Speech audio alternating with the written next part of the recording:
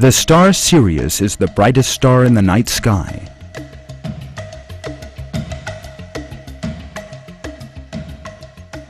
Astronomers have calculated its distance from us at being 8.5 light-years. It was noted only in very recent times, thanks to modern telescopes, that Sirius moves together with another star, much smaller than itself and invisible to the naked eye. Scientists call this two-star system Sirius A and Sirius B.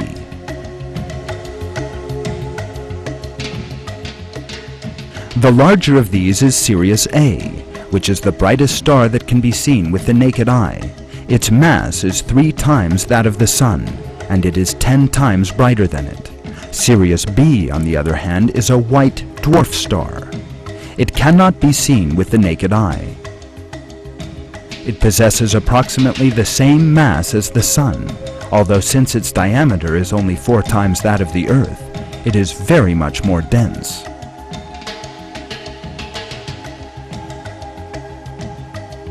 The stars in the Sirius system are heading towards our direction at thousands of kilometers an hour. The duration of the rising of Sirius on Earth's horizon is exactly the same as our solar year. In other words, 365 days and 6 hours. Because they had discovered this interesting common feature in the star Sirius and the solar system, the ancient Egyptians declared the day when Sirius first appeared on the horizon to be the first day of their calendar year. Because of such characteristics, the star Sirius became a focus of interest for a great many ancient civilizations. It was believed that this star possessed various powers, and some people even went to such excesses in their depravity as to worship it.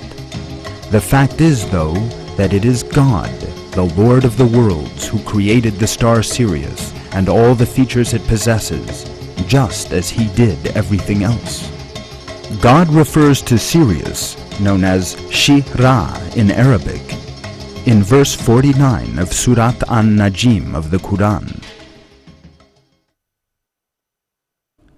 It is he who is the Lord of Sirius. The Sirius double stars orbit in ellipses around one another. The orbital period of Sirius A and B about their common center of gravity is 49.9 years. This scientific data is today accepted with one accord by the Departments of Astronomy at Harvard, Ottawa, and Leicester universities. This information is reported as followed in various sources.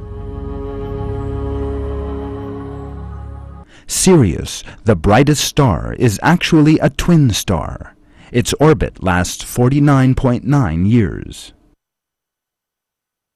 As is known, the star Sirius A and Sirius B orbit each other in a double bow every 49.9 years.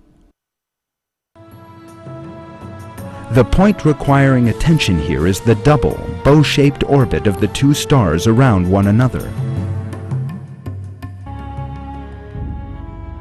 We've seen that the star Sirius is referred to in Surat An-Najm, verse 49. We also encounter a very wise analogy in verse 9 of the same surah. He was 2 bow lengths away, or even closer.